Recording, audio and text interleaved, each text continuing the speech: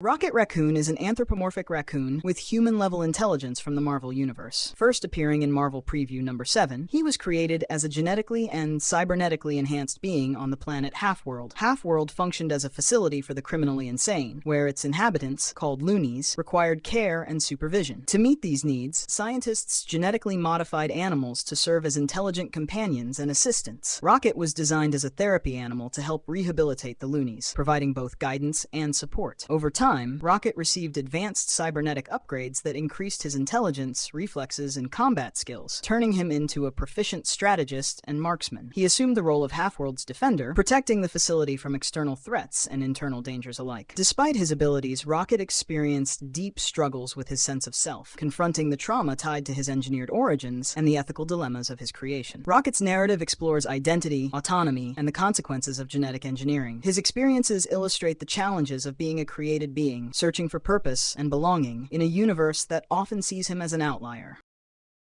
Laura Kinney, designated X-23, is a genetically engineered mutant developed by a secretive organization called the Facility, which continued the work of the Weapon X program. Her origin is chronicled in X-23, Innocence Lost. The Facility sought to replicate the experiment that bonded adamantium to Wolverine's skeleton. Because the available DNA sample had a damaged Y chromosome, the scientists, led by Dr. Sarah Kinney, created a female clone instead. Kinney was compelled to act as the surrogate, giving birth to Laura, who was immediately taken from her mother and confined within the facility. Laura's mutant abilities began emerging at the age of 7. To fully activate her healing factor and maximize her combat potential, the facility subjected her to severe physical and psychological trauma. Her claws were surgically coated with adamantium without anesthesia, and a trigger scent was introduced to induce uncontrollable rage, transforming her into an effective weapon and assassin. Her first major act under these conditions occurred when she was ordered to kill Dr. Martin Sutter and his family. Upon learning that Dr. Sutter had already been murdered by Xander Rice, a senior operative at the facility, the trigger scent forced Laura into a berserk state, during which she killed Dr. Kinney. Before dying, Dr. Kinney revealed Laura's name, expressed love for her, and provided a letter along with photographs of Charles Xavier, Wolverine, and the Xavier Institute. After this, Laura escaped the facility and began seeking her own path. She ultimately joined the X-Men, assuming the mantle of Wolverine to honor her father figure and to protect others from the abuses and violence she had endured.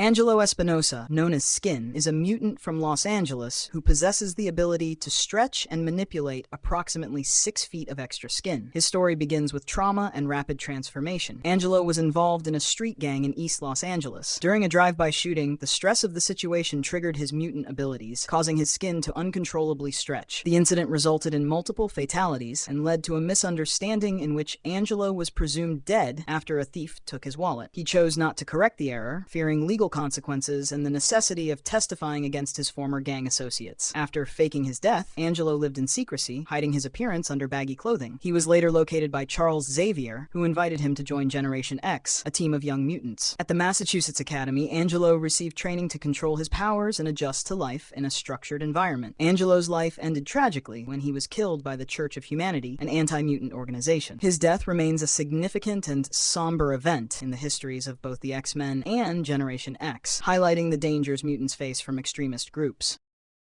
Nebula, a Lufamoid assassin, was adopted by Thanos after he destroyed her homeworld. She was raised alongside Gamora, Thanos' other adopted daughter, and both were subjected to extreme combat training. Thanos forced them into repeated battles, and each time Nebula was defeated, he replaced parts of her body with cybernetic enhancements, gradually transforming her into a cyborg. Driven by a desire for power, Nebula eventually seized control of Sanctuary 2, Thanos' warship, and claimed to be his granddaughter. She attempted to unleash a catastrophic energy release using an atomic compressor, an event that could have triggered a second Big Bang and threatened the entire universe. Her plan was stopped by a coalition of heroes, including Captain America, Iron Man, Thor, Spider-Man, and Cersei. When Thanos later returned, he reclaimed Sanctuary 2 and used the Infinity Gems to nearly kill Nebula, leaving her disfigured and in a zombie-like state. Despite this, she managed to take the Infinity Gauntlet from Thanos, using its power to restore herself and banish him. Following this, Nebula pursued universal conquest, but was ultimately defeated by a group of heroes, including Adam Warlock, Doctor Strange, the Silver Surfer, Thor the Hulk, Firelord, and Drax the Destroyer. Nebula's story is defined by abuse, forced transformation, and an unrelenting drive for power, highlighting the consequences of her upbringing and the extreme lengths she went to achieve dominance.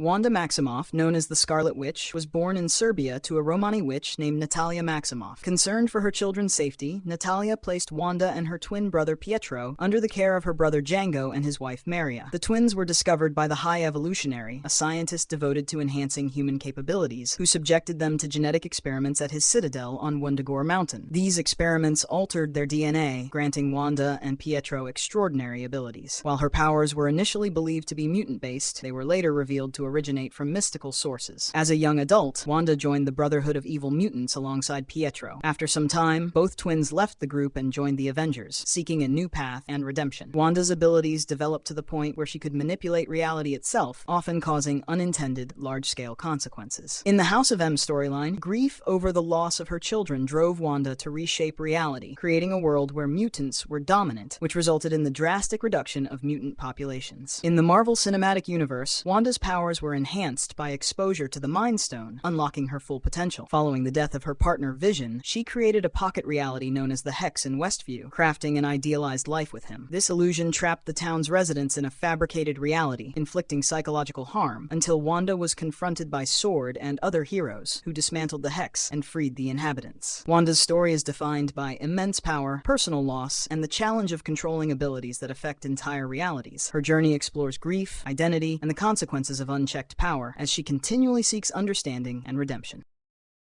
Muse, a supervillain in Marvel Comics, first appeared in Daredevil Volume 5, Number 11. His story combines psychological instability with extreme violence and a fixation on art. Bastian Cooper, known as Muse, was born into a wealthy family in New York City, but struggled with severe mental health issues from an early age. He was expelled from Phillips Exeter Academy and spent periods of his adolescence in mental institutions. At 16, he killed a staff member at his family estate, though no investigation occurred. Neglect and a troubled upbringing contributed to the development of his psychological instability. As an adult, Cooper became a graffiti artist, gaining attention for complex murals across the city. His mental state deteriorated further, leading him to commit a series of murders, which he incorporated into his art by using the victim's blood and staging corpses in lifelike poses. One example included arranging 6 Inhumans to mimic ordinary activities, blending his violent acts with artistic expression. Muse's crimes drew the attention of Daredevil and his allies. In one encounter, he gouged out the eyes of Blindspot, a vigilante, to neutralize Daredevil's heightened senses. Despite repeated confrontations, Muse repeatedly evaded capture. During Wilson Fisk's tenure as mayor of New York City, Muse escalated his crimes, defacing public landmarks with graffiti depicting superheroes such as Daredevil and the Punisher, which Fisk leveraged to advance an anti-vigilante agenda. Muse was eventually confronted and defeated by Blindspot, assisted by the Hands Beast. In his final act, he committed suicide by walking into a fire, framing his death as the ultimate expression of his artistic philosophy. Muse's story highlights the impact of untreated mental illness, trauma, and social neglect, illustrating how personal suffering can evolve into destructive and violent behavior under extreme circumstances.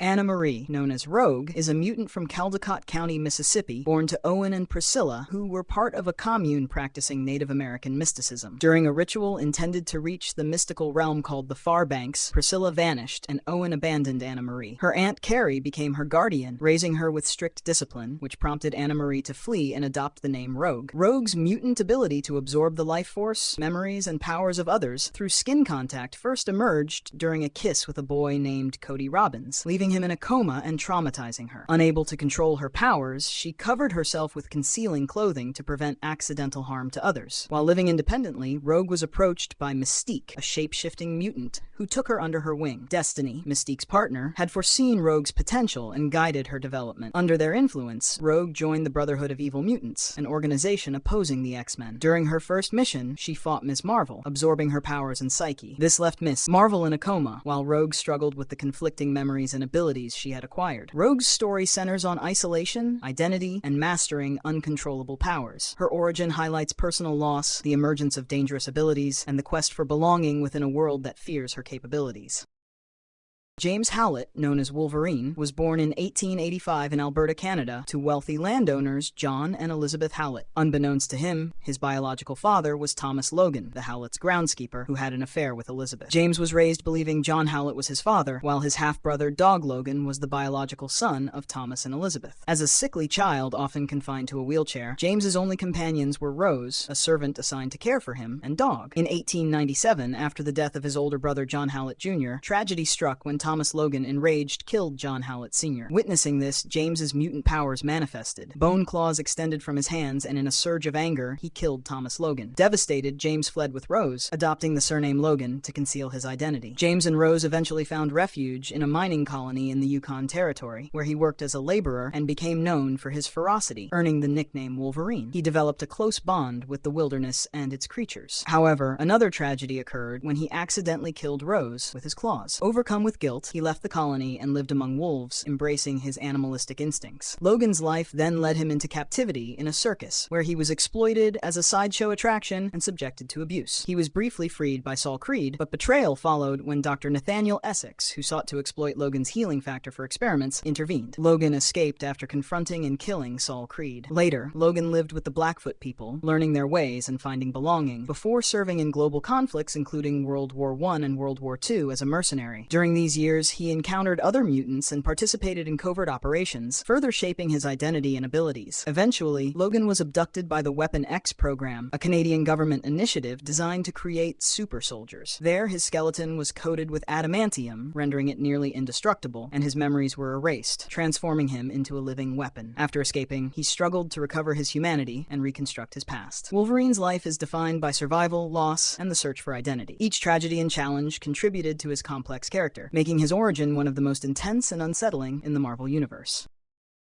Japheth, known as Maggot, was born in a small village in northwest Transvaal, South Africa, during the apartheid era. He was one of 5 brothers in a family struggling with poverty. From a young age, Japheth suffered from severe stomach pain and was unable to digest solid food. Doctors diagnosed him with stomach cancer, while his father worked long hours in the mines to support the family and cover medical expenses. Feeling like a burden, Japheth attempted to end his life by driving into the desert in his family's Jeep, unknowingly taking his younger brother along. They ran out of gas, and Japheth collapsed, but his brother survived. Japheth was discovered by Magneto, who revealed that his digestive system was unique. It consisted of 2 sentient slugs named Eenie and Meanie. These slugs could consume solid matter and transfer nutrients to Japheth, sustaining his life. Magneto returned Japheth and his brother to their village, which was under attack by apartheid soldiers. During this event, Japheth's eldest brother Lot was killed, and his father was endangered. Japheth asked Magneto to intervene, but Magneto's lethal response repelled him, leading Japheth to reject Magneto's offer and seek aid from the X-Men. Japheth later joined the X-Men and became a member of Generation X. His powers included superhuman strength and durability, sustained by Eenie and Meanie, along with psychometry, the ability to perceive psychic imprints from objects and environments. He was eventually captured and sent to the mutant concentration camp Neverland, where he was executed. One of his slugs, previously given to 2 children, was later recovered in a laboratory belonging to Mr. Sinister. During the Necrosha storyline, Japheth was resurrected via the transmode virus, joining Selene's army of deceased mutants. He returned to the Morlocks and took part in the X-Man Hunt event, attempting to apprehend Charles Xavier before being wounded by Juggernaut. Storm later infused him with the power of Egon, restoring his arm and elevating him to Omega-level mutant status. Maggot's story explores suffering, sacrifice, and resilience, highlighting his unique powers and the challenges he faced as a mutant, navigating a world of oppression and conflict. Craig Hollis, known as Mr. Immortal, was born in Sheboygan, Wisconsin. His mother died during childbirth, and shortly afterward, a cosmic entity called Death Urge began appearing to him. Craig referred to Death Urge as Dirge, and initially considered him an imaginary friend. Death Urge encouraged Craig to engage in dangerous activities, including playing in traffic and, on his 8th birthday, setting his house on fire while hiding beneath it. This event resulted in the death of Craig's father. Afterward, Death Urge stopped appearing, and Craig was placed in foster care. In his foster home, Craig endured abuse from his foster father, but developed a close bond with his foster sister, Terry. The two eventually fell in love, but Terry later committed suicide. Devastated, Craig attempted suicide multiple times, only to discover that he could not die. His body regenerated from any injury, no matter how fatal, revealing that his immortality was a mutation. Embracing this power, he adopted the name Mr. Immortal, recognizing himself as the final step in human evolution, Homo sapiens supreme. Craig formed the Great Lakes Avengers, a superhero team based in Milwaukee, with members including Flatman, Durmon, Big Bertha, Dinosaur, and Leatherboy. Despite his immortality, he often acted recklessly and experienced violent fits of rage upon revival. His teammate and occasional partner, Dinosaur, could soothe him through her vocalizations. During a mission against the villain Maelstrom, Dinosaur was killed, and Death Urge appeared to claim her, ending their relationship. Grief-stricken, Craig attacked Death Urge, but was overpowered. Death Urge later revealed that Craig's immortality was part of a larger destiny, to outlive everyone and uncover the universe's ultimate secret. Craig confronted Maelstrom, who ultimately committed suicide, suicide and prevented a machine from threatening the universe's existence. Following these events, the Great Lakes Avengers disbanded and later reformed as the Great Lakes X-Men. Throughout his life, Craig's immortality has been both a gift and a burden, forcing him to witness the deaths of loved ones and grapple with the profound implications of eternal existence.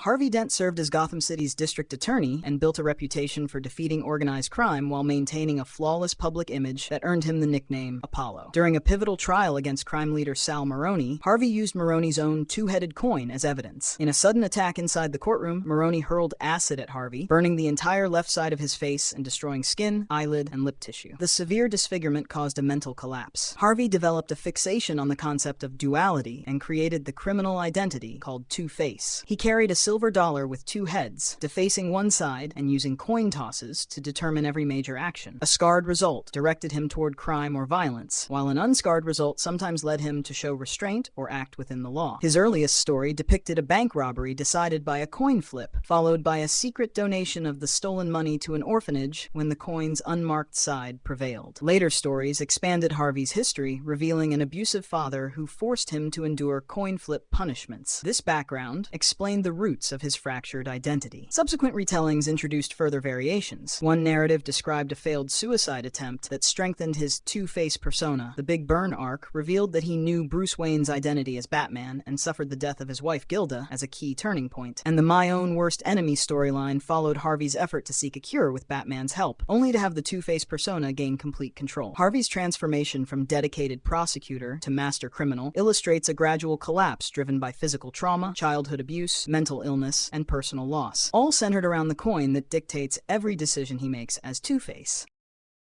Victor Zsasz first appeared in Batman Shadow of the Bat #1, with his early life explored further in Batman Chronicles #3. He was born into great wealth and built a thriving business empire before reaching adulthood. His parents died in a boating accident, a tragedy that drove him into a deep depression. Seeking distraction, Victor traveled the world for high-stakes gambling and lost most of his fortune. He eventually wagered the remainder of his wealth in a Gotham City casino and lost it to members of organized crime, including the criminal known as Penguin. Hopeless and convinced that life had no meaning, Victor went to Gotham Bridge intending to end his life. Before he could jump, a homeless man tried to rob him with a knife. Acting on impulse, Victor seized the blade and fatally stabbed the man. That moment convinced him that all people were empty and mechanical. To remember the killing, he carved a tally mark into his own flesh and decided to continue killing as a way to free others from what he viewed as pointless existence. He began to call his victims zombies and cut a new tally mark into his skin after each murder. Victor's crimes stand out for their theatrical presentation. He positions victims in lifelike poses and leaves bodies arranged in deliberate scenes. He uses knives with lethal skill and is trained in close combat, but has no superhuman abilities. Because his attacks have no clear motive or pattern, he remains difficult for Gotham's law enforcement to predict or capture. Batman first confronted Victor after a series of murders fit his signature pattern. Victor was committed to Arkham Asylum, but during a later renovation overseen by Jeremiah Arkham, he bribed a contractor to create a hidden exit from his cell. Using the passage, he secretly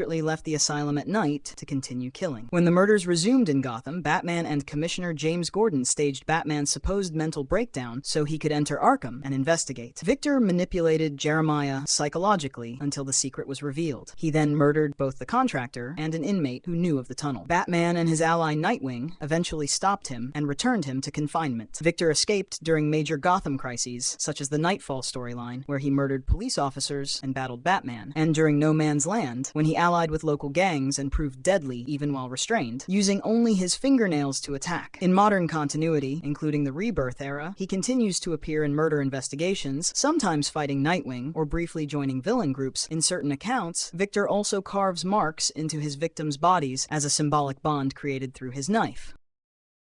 Jason Todd first appeared in Batman #357 and has undergone several distinct origin accounts. In his earliest depiction, he was a circus performer whose parents were killed by criminals, after which he was adopted and trained as a partner to the Gotham City vigilante Batman. Following a continuity reboot, his background was reimagined. He grew up as a street orphan in Gotham, caring for a mother struggling with drug addiction and surviving by stealing car parts. During this version of his history, he first met Batman while attempting to take the tires from the Batmobile. Impressed by the boy's audacity and potential, Batman arranged for him to enter a school for troubled youth. Jason soon exposed and defeated a criminal organization that disguised itself as a charity, proving his determination and earning the opportunity to train as the new Robin. As Robin, Jason displayed courage and skill, but often acted with a volatile temper and a willingness to cross boundaries that set him apart from his predecessor. His most defining moment came in the storyline A Death in the Family. In this arc, the Joker captured Jason, savagely beat him with a crowbar, and left him in a warehouse that exploded. Jason died from the attack, an event that deeply affected Batman and influenced many later stories. Years later, Jason returned in Batman Annual number 25 and related issues, his body revived by a Lazarus Pit, a mystical pool known for its regenerative powers. The resurrection left him mentally unstable and consumed with anger, believing Batman had failed to avenge his death. Adopting the name Red Hood, a title previously used by criminals, Jason embraced a far more lethal approach to fighting crime. This brought him into direct conflict with Batman, as he operated on the edge between vigilante and anti-hero. Under the Red Hood identity, Jason sometimes worked alone, and at other times formed alliances, notably leading the group Red Hood and the Outlaws alongside allies such as the expert marksman Arsenal and the extraterrestrial warrior Starfire. In the 2011 Red Hood and the Outlaws series, his history and methods were refined to show a tactically skilled but morally ambiguous fighter who combined advanced weaponry with rigorous hand-to-hand combat training.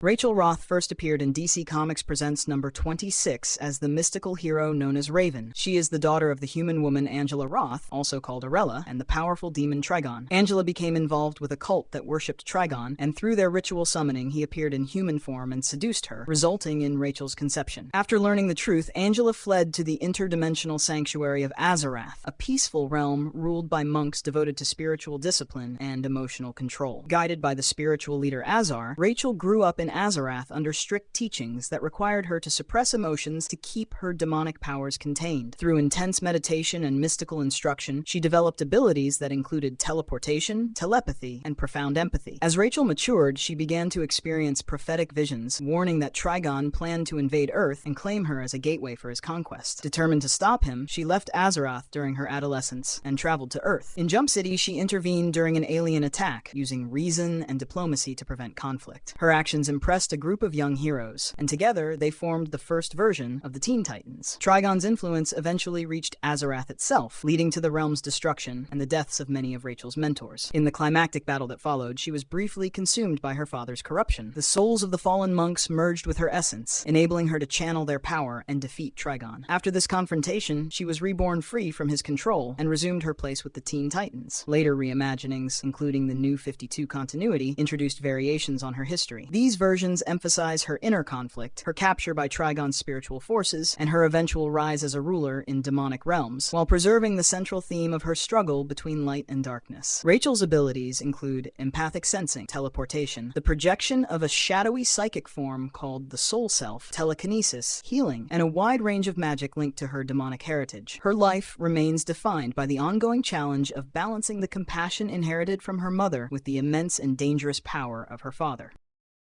Teth Adam first appeared in the Marvel Family #1 in 1945 as a corrupted champion empowered by the wizard Shazam. Later stories expanded his background, describing his birth in ancient Egypt around 1279 BCE as a son of Pharaoh Ramesses II. Known for courage and selflessness, he drew the wizard's attention and was chosen to receive divine power by uttering the word Shazam, which granted the stamina of Shu, the swiftness of Heru, the strength of Amun, the wisdom of Zehuti, the power of Aton, and the courage of Mehen. Over time, Teth Adam fell under the influence of Blaze, the wizard's daughter, who manipulated him into seizing Egypt's throne. He killed the reigning pharaoh and ruled with violence. In response, the wizard stripped him of his magic, sealed it inside a mystical scarab, and entombed him in Ramesses' burial chamber, where his mortal body rapidly decayed. Centuries later, an archaeologist named Theo Adam uncovered the scarab. After murdering those who discovered it with him, Theo invoked the word Shazam, releasing the trapped power and transforming himself into Black Adam, the dark counterpart to the hero Shazam. Modern continuity offers additional details. In the Prime Earth version, Teth Adam was born into the Kandaki people and endured slavery after his father's death. He and his young nephew Amun escaped captivity and reached the Rock of Eternity, where the wizard recognized Amun's worthiness. Amun asked that Teth be healed, and together they were given the magic word Shazam. Teth ultimately betrayed this trust, using the power to pursue vengeance, which led the wizard to imprison him. Black Adam's abilities include immense strength, superhuman speed, flight, magical manipulation, energy projection, heightened durability, agility, and near-limitless stamina. In more recent interpretations, the loss of his son deepens his transformation, framing his later actions as the result of grief and rage. Across every version, Teth Adam remains a figure defined by immense power, tragic loss, and a relentless drive to impose his own sense of justice.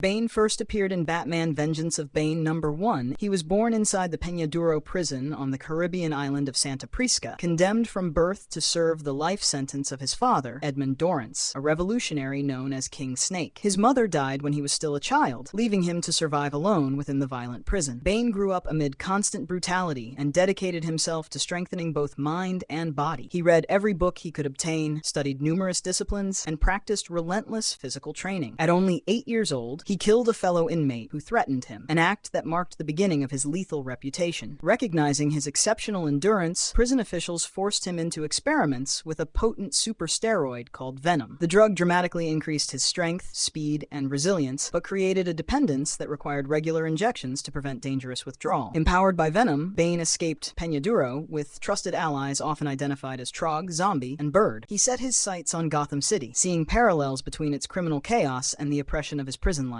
In Gotham, he executed a calculated plan to break Batman both mentally and physically. Bane triggered mass escapes from Arkham Asylum and Blackgate Penitentiary to exhaust Batman, then ambushed him in the Batcave and fractured his spine, briefly claiming dominance over the city's underworld. In later stories, Bane struggles to overcome his reliance on Venom and investigates his family's history, including the legacy of Edmund Dorrance. He continues to balance immense physical power with exceptional strategic intelligence. His abilities include superhuman strength, enhanced durability, rapid reflexes, and advanced combat tactics, all of which make him one of Batman's most formidable adversaries.